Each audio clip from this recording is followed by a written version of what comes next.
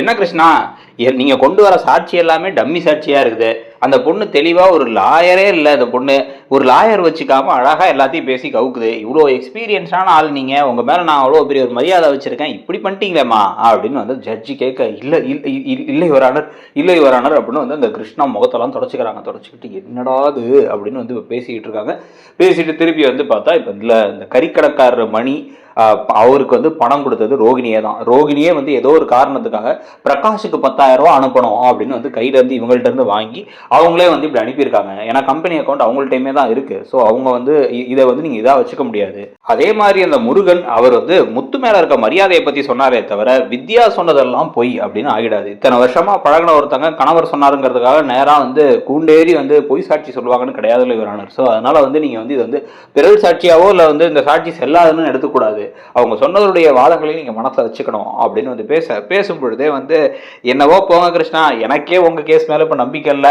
சரி ஓகே, அடுத்த ஹியரிங்ல பார்ப்போம். ஏன்னா இப்போதைக்கு எல்லாமே ஒரு மாதிரி தெளிவு இல்லாம தான் போகுது. வேற ஏதாவது சாட்சிகள் இருந்தா கொண்டாங்க. அதே மாதிரி ரோகிணி, நீங்க வந்து அவருக்கு தெரியும்னு சொல்றதுக்கும் எந்த சாட்சியும் கிடையாது. நீங்க வந்து திருப்பி பேசுறது எல்லாமே இவங்க சொல்றது போய், அவங்க சொல்றது போய் தான். மனோஜுக்கு நீங்க தான் கல்யாணி அப்படிங்கிறது தெரிஞ்சு உங்களுக்கு ஒரு குழந்தை இருக்குன்னு தெரிஞ்சுதான் அவர் ஒத்துக்கிட்டாரா அப்படிங்கிறதுக்கு மட்டும் சாட்சியை கொண்டாங்க அப்படின்னு வந்து அவர் வந்து ஹியரிங்க்கு வந்து இப்போதைக்கு ஒத்தி வைக்க, கேஸை ஒத்தி வச்ச உடனே தான் வந்து பார்த்தீங்கன்னா எல்லாரும் இப்படி தலையை கவுத்துட்டு போறாங்க. இந்த குடும்பத்தில் போகும்பொழுதே வந்து நேராக ஷோரூமில் வச்சு பார்த்தா அங்க என்ன பாஸ் இன்னைக்கு கேஸ் ஊத்திக்கிச்சா அப்படின்னு சந்தோஷ் கேட்க, அவ என்னென்னவோ பண்றா.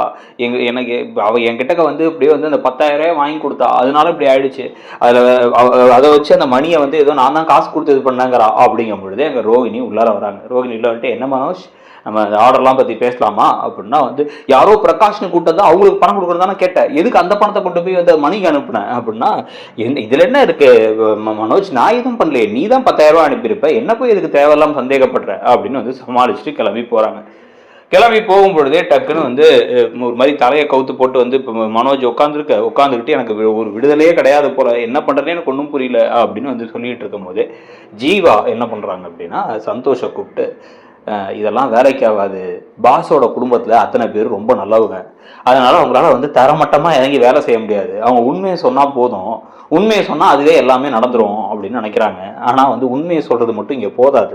சில சமயங்களில் வில்லத்தனமான ஒரு ஆளை வந்து நம்ம காலி பண்ணணும் அப்படின்னா நம்ம அவங்கள மாதிரி வில்லியாக மாறணும், அவங்கள மாதிரி விவரமாக இருக்கணும். அப்படிங்கும் போது நீ என்னம்மா பேச எனக்கே டெரராக இருக்கு அப்படிங்கிறாரு சந்தோஷ். நிஜமாக தான் சொல்கிறேன், நம்ம பாஸ் குடும்பத்துக்காக வந்து எனக்கு பாஸை பார்த்தாலே வந்து அவ்வளோ கஷ்டமாக இருக்குது. அவர் ரொம்ப வெகுளி, ரொம்ப அப்பாவி, அவர் அந்த அம்மா நல்லாவே யூஸ் பண்ணிக்கிறாங்க. ஆரம்பத்துலேருந்தே அவங்க அதை தான் பண்ணிட்டு இருந்திருக்காங்க. அதுவும் அந்த கிறிஷை வந்து யூகே அனுப்பலாம்லாம் நான் சொல்லும் பொழுது அவங்க தடுத்ததுக்கெலாம் காரணம் எனக்கு இப்போ தான் புரியுது. என்கிட்ட இன்னொரு ஐடியா இருக்குது, ஆனால் வந்து அது பாஸுக்கு தெரிஞ்சால் பாஸ் மூலமாகவே அந்த ரோகிணிக்கு போய் சேர்ந்துடும்.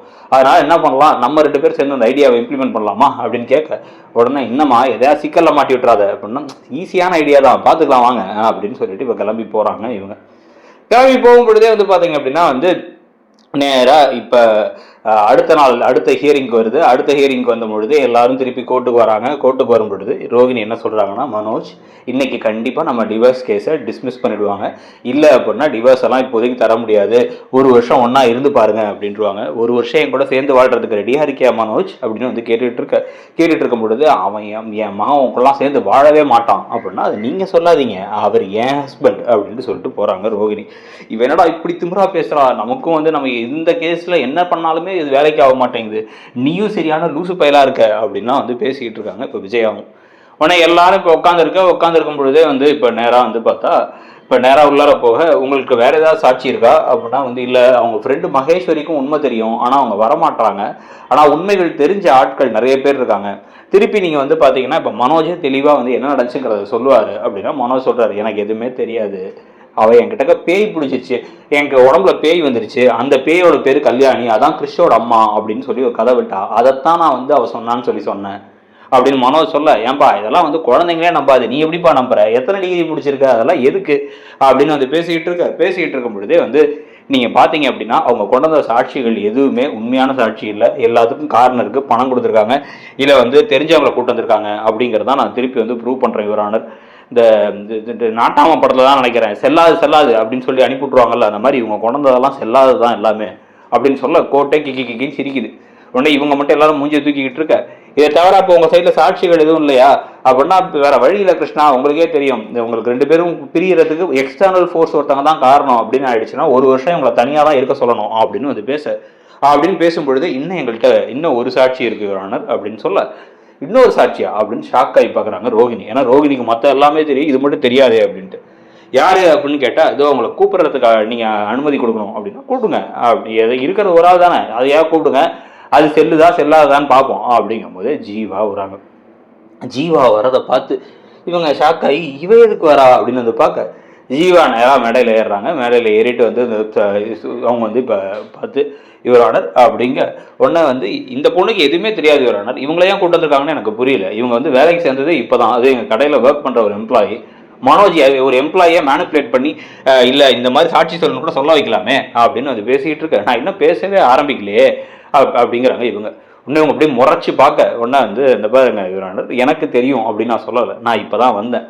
ஆனால் வந்து எனக்கு ஒரு விஷயம் தெரியும், என் பாஸ் மனோஜ் வந்து பயங்கர அப்பாவி, அவர் ரொம்ப ஸ்வீட்டும் கூட, அவர்கிட்ட என்ன கொஞ்சம் அவருக்கு விவரம் பத்தாது அப்படிங்கும் போது இவங்க முறைச்சி பார்க்குறாரு. இந்த பக்கம் மனோஜ் பார்க்கும்போது சாரி பாஸ் அப்படின்ட்டு. இதுக்கப்புறம் இவங்க இந்த ரோகிணிங்கிறவங்க ஆரம்பத்துலேருந்தே அவரை நிறைய யூஸ் பண்ணிக்கிட்டாங்க, நானே இதை பல தடவை பார்த்துருக்கேன். ஆனால் இப்போ முக்கியமான ஒரு விஷயம் என்ன அப்படின்னு வந்து பார்த்தா, இவங்க சொன்னது எல்லாமே பொய், இவங்களுக்கு எந்த ஒரு விஷயத்தையுமே வந்து அவங்க என் பாஸுக்கு சொல்லலை அப்படிங்கிறதுக்கு இதோ ஒரு ஆதாரம் அப்படின்னு ஒரு ப்ளே பண்ண பார்த்தா மொபைல் வீடியோவில் இப்போ ரோஹிணியோட அம்மா பேசிகிட்டு இருக்காங்க. ரோஹிணியோட அம்மாட்ட என்னன்னா, இவங்க வீட்டுக்கு நேராக போயிட்டு ஜீவா வந்து நான் வந்து ரோஹிணியோட ஃப்ரெண்டு, கேள்விப்பட்டேன் மனோஜும் ரோஹிணியும் பிரிஞ்சுட்டாங்களாமே, ரொம்ப கஷ்டமா இருக்கு, அவகிட்ட அப்பவே சொன்னேன் பொய்யெல்லாம் சொல்ல வேணான்ட்டு.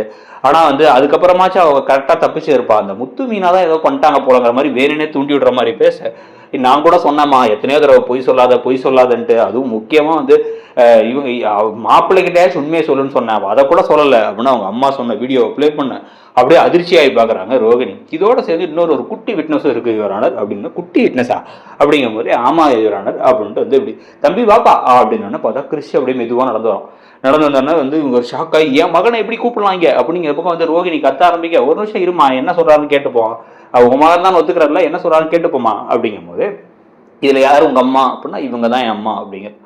உங்க அப்பா யாரு? அப்பா வானத்துக்கு போயிட்டாரு. அப்போ உனக்கு வேற யாராச்சும் இருக்காங்களா அப்படின்னா என் டேடி இருக்காரு அப்படின்னு இந்த பக்கம் மனோஜை காமிக்க, மனோஜ் ஷாக் ஆகி பார்க்கும் பொழுது அவருக்கு தெரியுமா நீ தான் வந்து இவங்க பையன்ட்டு, இப்பதான் மீனா ஆண்டி சொல்லிட்டாங்களாம் அதனால தெரியுமா, முன்னாடி தெரியாது, அதனால நானும் எங்க அம்மாவும் அவருக்கு எப்படியாவது என்னை பிடிக்க வைக்கணும்னு படம்லாம் வரைஞ்சி கொடுத்துக்கிட்டு இருந்தோம் அப்படின்னு வந்து சொன்ன உடனே வந்து பாத்தீங்களா அவங்க அம்மா அவங்க பையனே சொல்றாங்க, இவங்கெல்லாம் காசுக்காகவோ இல்லை வந்து முத்துக்காகவோ சொல்ல போறது இல்லைல்ல அப்படின்னு ஜீவா வந்து பேசின உடனே வந்து இப்போ என்ன ரோகிணி என்னம்மா இது அப்படின்னு கேட்கறதோட வந்து முடிஞ்சு இப்போ ரோகிணிக்கு ஒரு ஆப் ஆனால் கரெக்டாக இருக்கும். வில்லிகளை வில்லி மாதிரி டீல் பண்ணாமல் இவங்க அப்படியே ரொம்ப ஸ்வீட்டாக டீல் பண்ணிட்டு இருக்கதான் பிரச்சனையா? நீங்கள் என்ன நினைக்கிறீங்க ரோகிணி செய்கிற விஷயங்கள்லாம் பற்றி? அடுத்த மகாநதி ப்ரெடிக்ஷனையும் பார்த்துட்டு நம்ம சேனலில் ஒரு வேலை நீங்கள் என்ன சப்ஸ்கிரைப் பண்ணலை அப்படின்னா சப்ஸ்கிரைப் பண்ணிக்கோங்க. தேங்க்யூ.